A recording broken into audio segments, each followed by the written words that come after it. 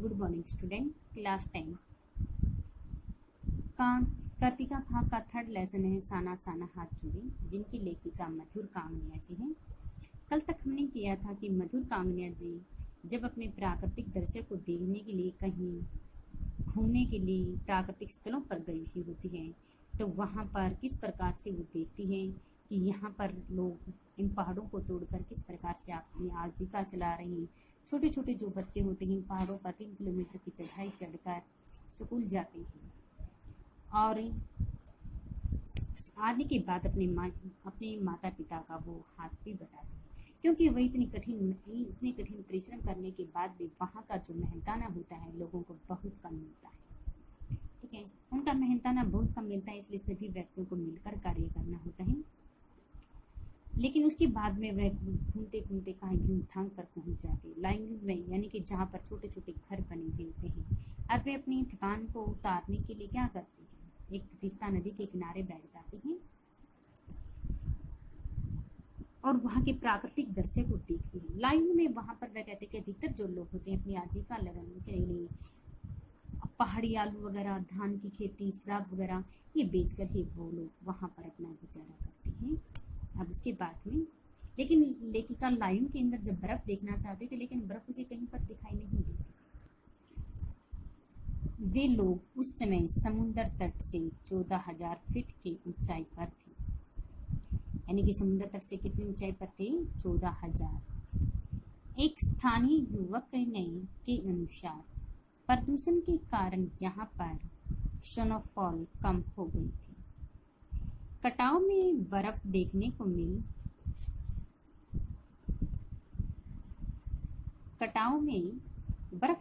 मिल सकती है। कटाव को भारत का स्विट्जरलैंड कहा जाता है। ये प्रश्न बहुत बार रिपीट होता है, कटाव को भारत का स्विट्जरलैंड क्यों कहा जाता है?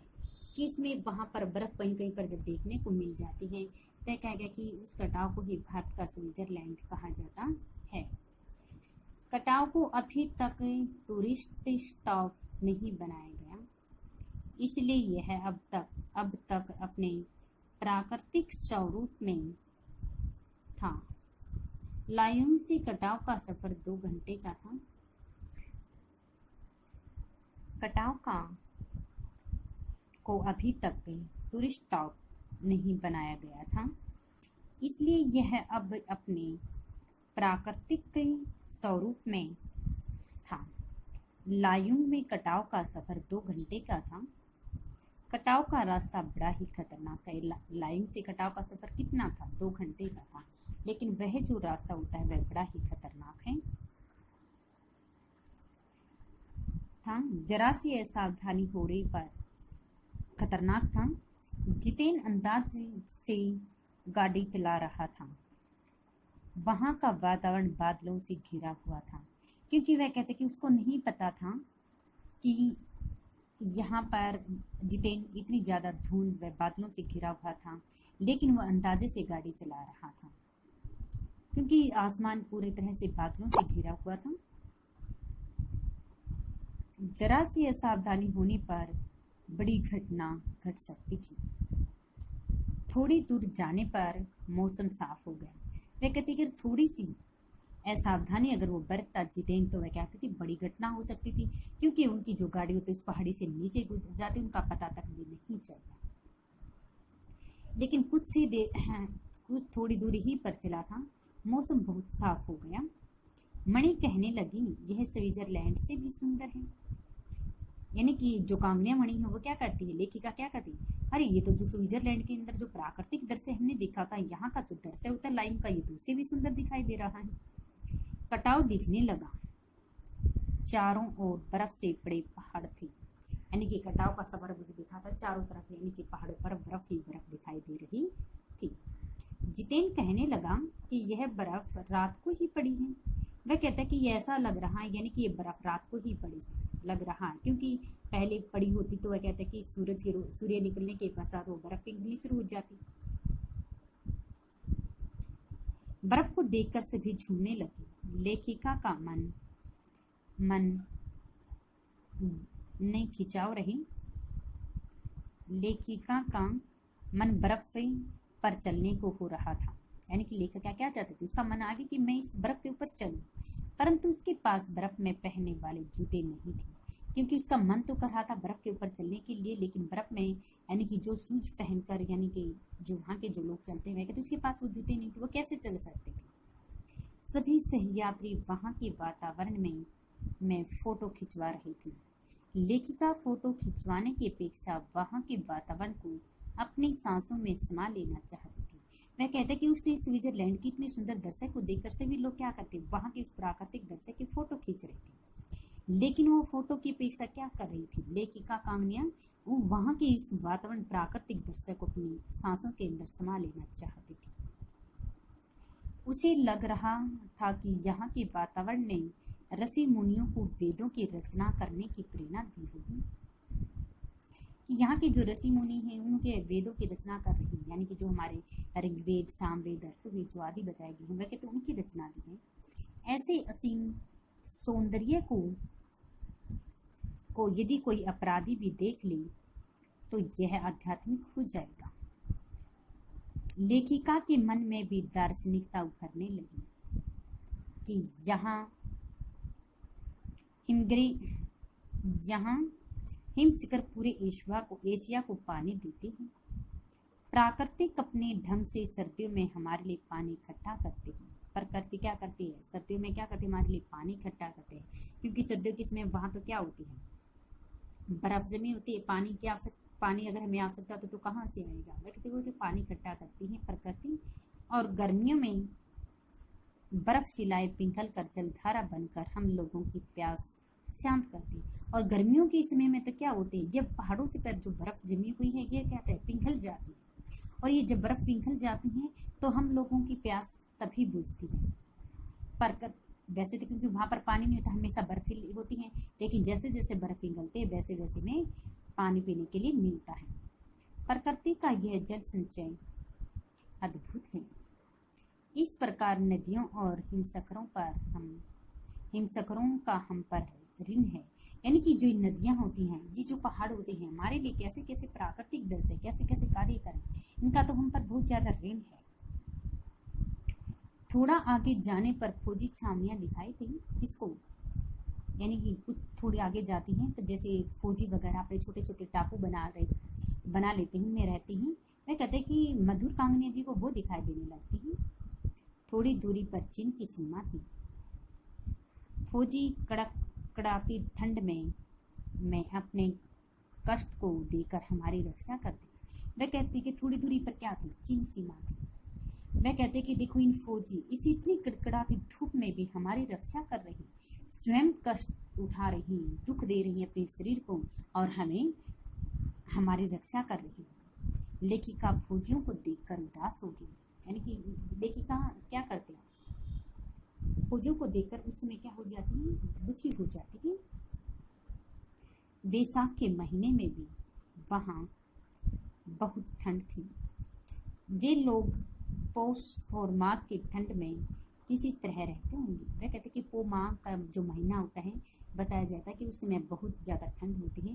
वह कहते कि फिर अब इस मौसम में भी, इस महीने में भी इतनी ज़्यादा ठंड है तो उस महीने में इन लोग कितनी ठंड होती होगी, कैसे ये अपना जीवन व्यतीत कर रहे हैं यहाँ पर। वहाँ जाने का रास्ता भी बहुत खतरनाक है, क्योंकि इतनी ठंड के समय क्या हो जाते हैं, उन पहाड़ों पर बर्फ जम जाती है रास्ते पर, और उनके लिए जाना बड़ा खतरनाक होता है। वास्तव में ये फौजी अपने आज के सुख का त्याग करके हमारे लिए शांतिपूर्वक फल का निर्माण करते हैं। वह कहते कि फिर सोच रहे कि देखो ये फौजी इतनी ठंड में अपने शरीर को कष्ट दे रही, हमारे लिए क्या करते, अपने सुख का तो इन्होंने त्याग कर दिया है और हमारे लिए शांतिपूर्वक कल के निर्माण के लिए सुख का निर्माण करते हैं। वे लोग वहां से वापिस लौट आए। युमथांग की पूरी घाटियां प्रियुता और रूडोट्रेडो के फूल से खिली हुई थी। युमथांग में जब गई थी वह कहते कि वहां की घाटियां थी क्या थी, पूरी तरह से फल फूलों से खिली हुई थी। जितेन ने रास्ते में बताया कि यहाँ पर बंदर का मांस भी खाया जाता है। जितेन रास्ते में बताता कि यहाँ के जो लोग होते हैं क्या थे, बंदरों को मारकर उनका मांस खाया जाता है। बंदर का मांस खाने से कैंसर नहीं होता है। उसने आगे बताया कि उसने कुत्ते का भी मांस खाया हुआ। उसने बताया कि तू कुत्ते का भी मांस खाया हुआ है। सभी को जितेन की बातों पर विश्वास नहीं हुआ। जितेन जब उनको ये बातें था कि बंदर और कुत्तों का मांस खाया जाता है यहाँ के लोग, तो उसकी बात पर कोई विश्वास नहीं कर रहा है। लेकिन लेखिका को लग रहा था कि वह सच बोल रहा है। उसने पठारी इलाकों की भयानक गरीबी देखी। लेखिका को ऐसा प्रतीत हो रहा कि हाँ, ये सच कह रहा होगा, क्योंकि उसने कुछ ऐसी पहाड़ी इलाकों पर ऐसी भयानक गरीबी देखी है कि लोग भूख और प्यास के भूखे मारे क्या करेंगे, वे मांस ही खाएंगे। हो सकता है यहाँ के लोग ईद का मांस खाते होंगे। लोगों को सुअर का दूध पीते हुए देखा है। युमथांग वापस आकर उन लोगों को वहां सब फीका फीका लग रहा है। वे कहते कि ये लोग क्या करते हैं, वहां पर जाकर सुअर का दूध पीते हैं, मांस यानी कि बंदर और कुत्ते का मांस खाते हैं। यहाँ पर जो चीजें खा रहे हैं इनको सब अच्छा नहीं लग रहा है, फीका फीका सा लग रहा है। वहां के लोग स्वयं को परदेश के नाम से नहीं बल्कि भारतीय के नाम से पुकारे जाने को पसंद करते हैं। पहले सिक्किम स्वतंत्र राज्य था, अब वह भारत का हिस्सा बन गया है। पहले स्वतंत्र राज्य था लेकिन अब क्या है, भारत का हिस्सा बन गया है हमारा सिक्किम। ऐसा करके वहां के लोग बहुत खुश हैं। मणि ने बताया कि पहाड़ी कुत्ते केवल चांदनी रातों में ही भौंकते हैं, कि पहाड़ों पर रहने वाले जो कुत्ते होते हैं चांदनी के समय ही भौंकते हैं। यह सुनकर लेखिका हैरान रह गई। उसे लगा कि पहाड़ी कुत्तों पर भी ज्वार भाटे की तरह पूर्णिमा की चांदनी का प्रभाव पड़ता है। लौटते हुए जितेन ने कई और महत्वपूर्ण जानकारियां भी उन लोगों को दी हैं। रास्ते में उसने एक जगह दिखाई दिया। उसने बताया कि यहाँ पूरे 1 किलोमीटर अक्षेत्र में देवी देवताओं का निवास है। यहाँ के 1 किलोमीटर अक्षेत्र में क्या देवी देवताओं का निवास है, वो रहते हैं यहाँ पे। जो यहाँ गंदगी फैलाएगा वह मर जाएगा। वह कहते कि यह जो अक्षेत्र होता है हमारा, इसमें देवी देवताओं का निवास है। अगर इस 1 किलोमीटर के एरिया में यदि कोई गंदगी फैलाता है लोग, उस यानी कि उसी समय यानी कि देवता उनकी मृत्यु कर देते हैं, उन्हें मार देते हैं। उन्होंने बताया कि वे लोग पहाड़ों पर गंदगी नहीं फैलाते, वे लोग गंतोक बुलाते हैं। गंतोक का अर्थ क्या है, पहाड़, इसलिए लोग इनको पहाड़ों का क्या गंतोक के नाम से जानते हैं। सिक्किम में अधिकतर क्षेत्रों में एक टूरिस्ट टाउन बनाने का श्रेय भारतीय आर्मी के कप्तान शेखर दत्ता को है। लेखिका को लगता है कि मनुष्य की कभी नहीं समाप्त होने वाली खोज का नाम ही सौंदर्य है, कि मनुष्य की खोज कभी समाप्त होगी, वह हमेशा के लिए कुछ न कुछ नई जो तरीके वो क्या करता है, वो खोजता ही रहता है, लेकिन उसकी जो सोच है तो कभी समाप्त नहीं हो सकती। अब इनमें से हमारे क्वेश्चन आंसर हैं। कटाव को भारत का स्विट्जरलैंड क्यों कहा जाता है? ये इम्पोर्टेंट क्वेश्चन है हमारा, बहुत बार रिपीट हो चुका है। कि कटाव का सफर, जो उसको स्विट्जरलैंड क्यों कहा था, कि कटाव पर किसी भी दुकान का न होना उनके लिए क्या है, वरदान है। कि कटाव को भारत का स्विट्जरलैंड कहा जाता है क्योंकि यहाँ की जो प्राकृतिक सुंदरता है वो बहुत असीम है। कि स्विट्जरलैंड की जो प्राकृतिक सुंदरता को यदि हम देखते हैं तो वो बहुत ही सुंदर है। सैलानी स्वयं को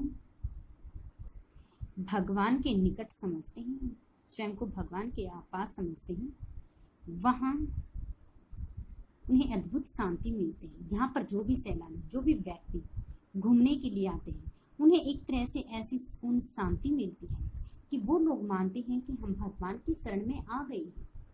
और भगवान की शरण में जो व्यक्ति आता है उसके लिए क्या है, अद्भुत। भगवान की शरण में तो हमें क्या होती है, शांति ही मिलती है, क्योंकि भगवान की शरण में आने के बाद हमारे जो दुख दर्द होते वो हमें नहीं होते। यदि वहाँ पर दुकानें खुल जाती हैं तो लोगों की भीड़ बढ़ जाएगी।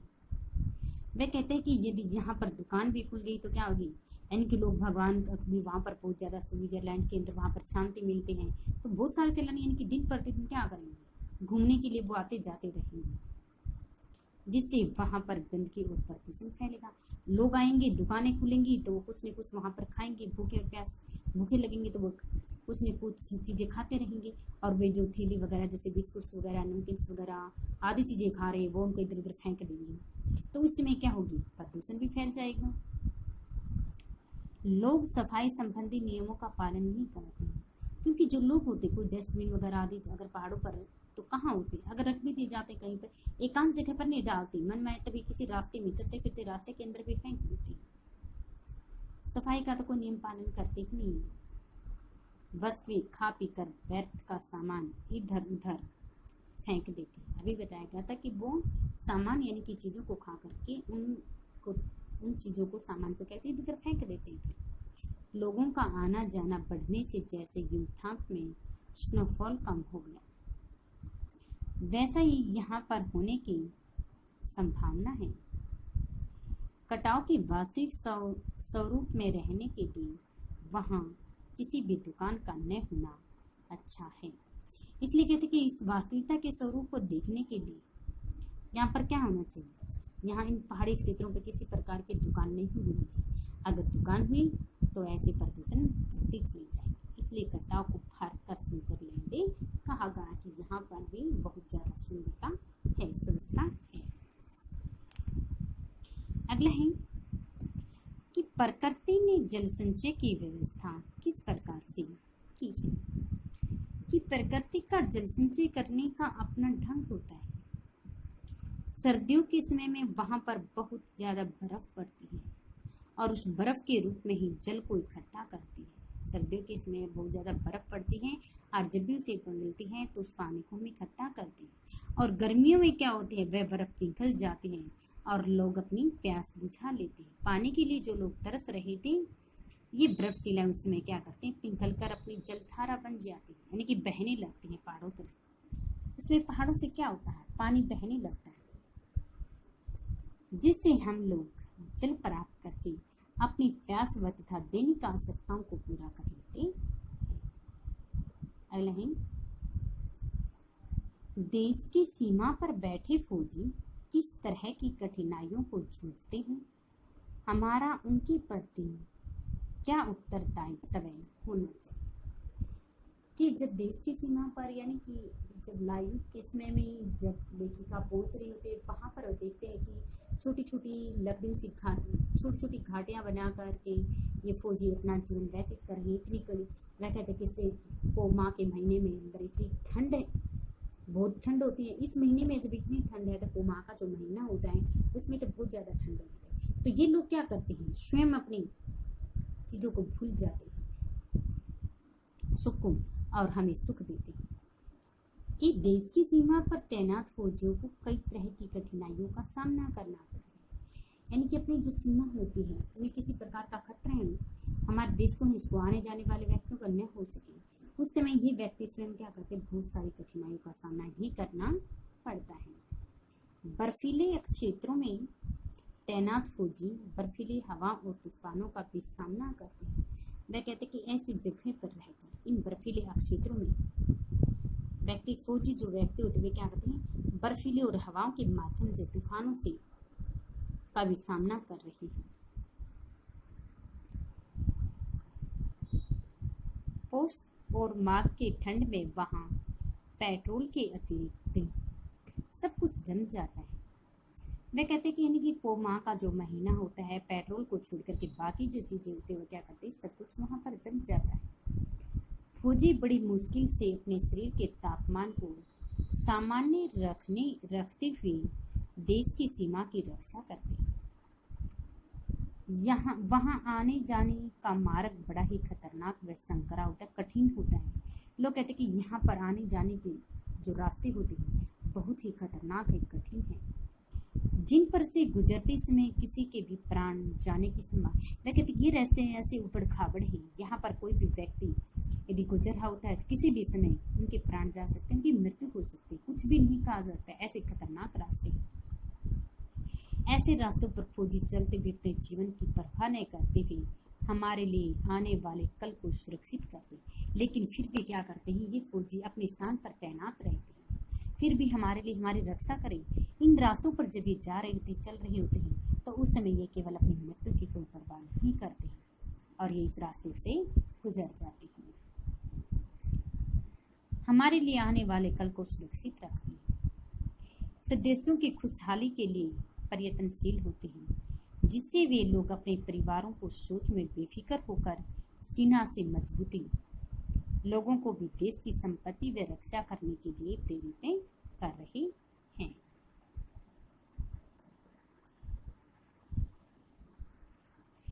लायुंग में अधिकतर लोगों की आजीविका की क्या साधन है कि लायुंग के समय में जब लेखिका वहां पर घूमने के लिए गई थी, वहां पर देखा कि यहाँ पर लोग अपनी आजीविका, अपना पालन पोषण करने के लिए अपने बच्चों का पहाड़ी आलू, धान की खेती, केवल शराब बेचकर ही अपने आजीविका चलाते। सिक्किम नवयुग के कटाव के बारे में लेखिका को क्या जानकारी थी कि एक सिक्किम नवयुग ने लेखिका को बताया कि इसमें बर्फ कटाव देखने को मिल सकती है, कि इस समय केवल हमें बर्फ देखा मिल सकती है। कटाई का रास्ता है वहाँ पे। उस कटाव को भारत का स्विट्जरलैंड कहा जा सकता है।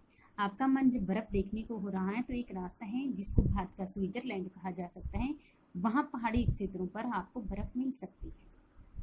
अभी तक वह टूरिस्ट स्टॉप नहीं बन सका कि वहाँ का जो प्राकृतिक जो दृश्य है स्वरूप में था और कटाव लायुंग में 500 फीट की ऊंचाई पर था। वहां पहुंचने के लिए केवल 2 घंटे का समय तो लग ही सकता है कि वहां पहुंचेंगे तब तक हमें 2 घंटे लग जाएंगे। कटाव का सफर कैसा रहा है? कटाव का जो रास्ता है उसने पहले बताया स्विट्जरलैंड के अंदर जो कटाव का जो रास्ता बहुत ही खतरनाक है। उस समय क्या हो रही है, वहां पर बहुत ज्यादा धुंध, हल्की हल्की बारिश भी हो रही थी, जिसमें सफर करना बड़ा ही खतरनाक था। और जितेन ने अनुमान से गाड़ी चला रहा था। उस धुंध के समय में, उस बारिश में उसको कुछ भी दिखाई नहीं दे रहा था कि रास्ते कौन से रास्ते कहाँ से गुजर रही है गाड़ी।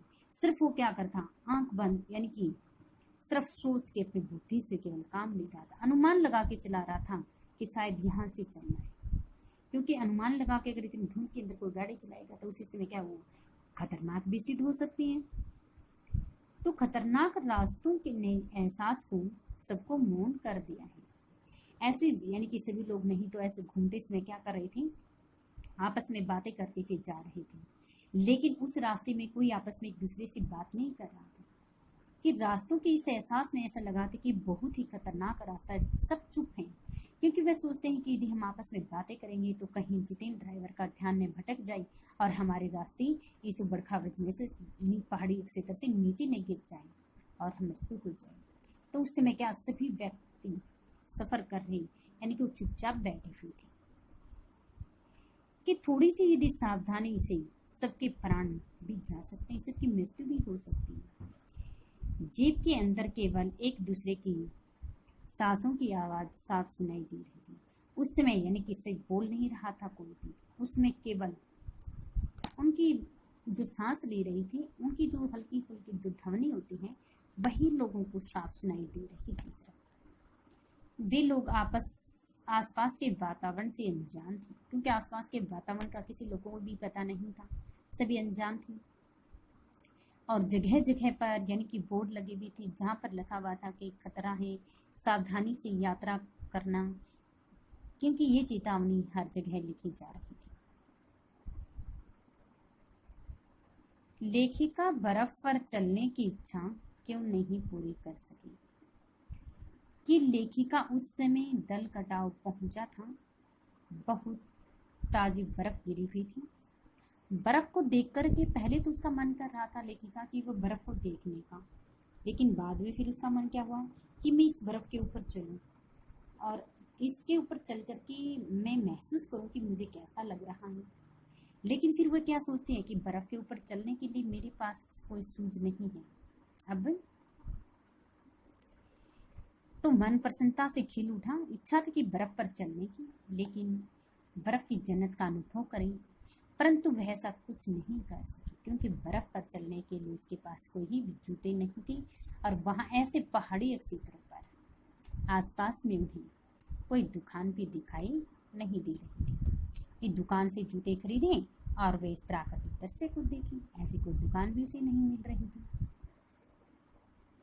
अगला था कि लेखिका पर वहां के वातावरण ने क्या प्रभाव डाला, क्या सोच रही थी स्विट्जरलैंड के अंदर उसमें ऐसे प्राकृतिक दृश्य को, कि लेखिका वहां पहुंचकर स्वयं को प्राकृतिक में खोया हुआ अनुभव कर रही थी। वहां जाकर लेखिका क्या कर रही है, ऐसे ऐसे सुंदर दृश्य को जब वह देख रही होती है तो उस प्रकृति के उस दृश्य में ही खो जाती है, अनुभव कर रही है। और बाकी जो दूसरे व्यक्ति होते हैं वे उन प्राकृतिक स्थलों पर जो घूमने के लिए आए थे वो क्या कर रहे हैं, अपने फोटो ले रहे हैं अपने कैमरों में, ऐसे प्राकृतिक दृश्य को कैमरे में कैद कर रहे हैं, उनकी फोटो खींच रहे थे। लेकिन उन्हीं क्षणों में, उन्हीं पलों के अंदर, उन्हीं पलों को वह क्या करती है, लेखिका तो कहती कि पूरी तरह से वह आत्मा में, अपनी आत्मा में समा लेना चाहते हैं। ऐसे जो सुंदर दृश्य उन्हें जो जगह दिखाई देती हैं वह फोटो खींचने की बजाय अपने मन के अंदर ही, अपनी आत्मा के अंदर ही उन दृश्यों को बसाना चाहती है।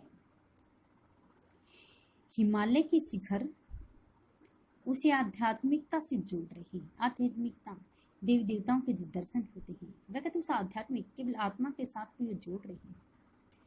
उसे लग रहा था कि ऋषि मुनियों ने इस दिव्य प्रकृति में जीवन के सत्य को जाना है, कि यहाँ पर जो ऋषि मुनि होते हैं इन पहाड़ों पर रहकर उन्होंने बहुत कठिन तपस्या की है, और ऐसी कठिन तपस्या करने के बाद उसने वे व्यक्ति अपने सत्य को जान पाए हैं, पहचान पाए हैं, ज्ञान प्राप्त कर सके हैं। उन्हें कहा कि फिर यहाँ पर वेदों की भी रचना होगी, कि जो वेद ऋषि मुनि होते हैं उन्होंने वेदों का जो ज्ञान होता है वो इसी प्रकार से प्राप्त किया था, बहुत सारी कठिन परिश्रम तपस्या करने के बाद भी, क्योंकि जितने भी हमारे देवी देवता होते हैं सभी ने पहाड़ों पे आकर ही तपस्या की है। जितनी जीवन में सब सुख देने वाला महामंत्र भी यही पाया होगा, कि जीवन के अंदर जब लोगों को के अंदर किस समय कैसे सुख देने हैं, दुख देने क्या होते हैं, ये महामंत्र भी जो कैसे पाया होगा, ये भी पहाड़ों पर चढ़कर बहुत तपस्या की होगी, तभी उन्होंने इस मंत्र का भी जाप किया होगा। भगवान ने उनके अंदर यही महामंत्र का जाप भी प्राप्त करवाए हैं। लेखिका उस सौंदर्य में इतनी खो गई कि उसे अपने आसपास का चेतन शून्य अनुभव हो रहा। उस दृश्य में लेखिका उस समय ऐसी लीन हो जाती है कि उसके अपने आसपास का जो दृश्य होता है उसे अनुभव नहीं होता कि मेरे आसपास में क्या हो रहा है। सिर्फ वो अपने मन में, अपनी आत्मा से ये सोच रही है कि यहाँ का जो दृश्य कितना सुंदर है, मैं फोटो खींचने की बजाय सारा का सारा अपनी आत्मा के अंदर, उनके अंदर समा लेना चाहती हूँ।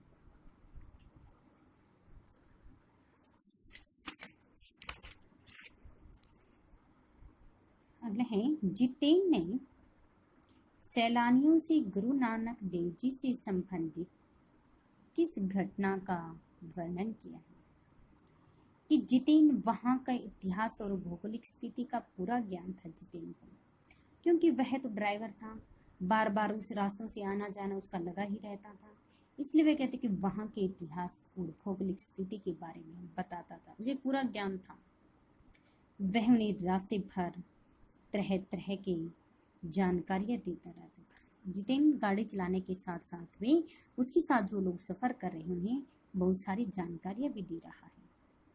एक स्थान पर उसने बताया कि यहाँ पर एक पत्थर पर गुरु नानक देव जी के पैरों के निशान हैं, कि एक स्थान पर देखो वहां पर पत्थर, यहाँ पर एक पत्थर पर गुरु नानक देव जी की तस्वीर है और उस पर उसके पैर दिखाई दे रहे हैं। जब गुरु नानक जी यहाँ आए थे उस समय उनकी थाली में से कुछ चावल छिटक कर बाहर गिर गए थे। वह कहते हैं कि जब गुरु नानक देव जी यहाँ पर आए थे उस समय भोजन करें, उनकी थाली में से चावल थे। ऐसा प्रतीत हो रहा है उनकी थाली में से कुछ चावल इस भूमि पर यहाँ पर गिर गई है, और जहाँ जहाँ चावल छिटके वहाँ पर चावलों की खेती होने लगी। वह कहते हैं कि जहाँ पर माना जाता है कि जब भी कोई शुभ व सज्जन व्यक्ति यहाँ पर जब आता है तो उसमें बहुत तेज वर्षा वगैरह आदि भी होती है। शुभ माना जाता है कि गुरु नानक देव जी जब यहाँ पर आए होंगे तो उस समय इनके पैर यहाँ पर पड़े हैं, उनकी थाली में से कुछ चावल गिरे, जहाँ जहाँ पर जिस यानी कि भूमि पर चावल गिरे हैं वहाँ पर आज क्या होने लगा है, उनकी धान की खेती होने लगी है। इसकी महत्वपूर्ण घटना है कि गुरु नानक जो जी होते हैं उनसे संबंधित घटना। ये हमारे परीक्षा उपयोगी प्रश्न थे और इसके कुछ अभ्यास के हैं, यानी कि कितने हैं 8 तो हमारे परीक्षा उपयोगी हैं। ये हमारे अभ्यास के थे।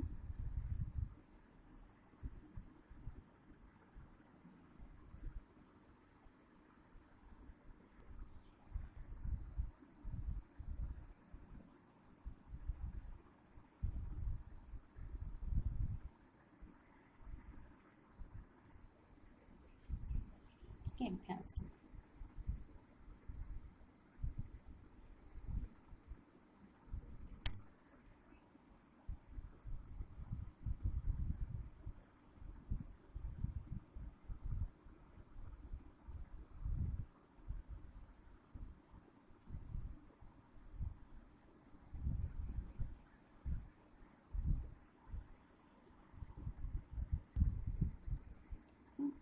अब हमारे कृतिका भाग का जो 3rd लेसन है ये भी आज हमारा कंप्लीट हो चुका है। इसकी जितने भी क्वेश्चन आंसर हैं वो हमारे कल के लिए आपको राइट क्लास से मिला।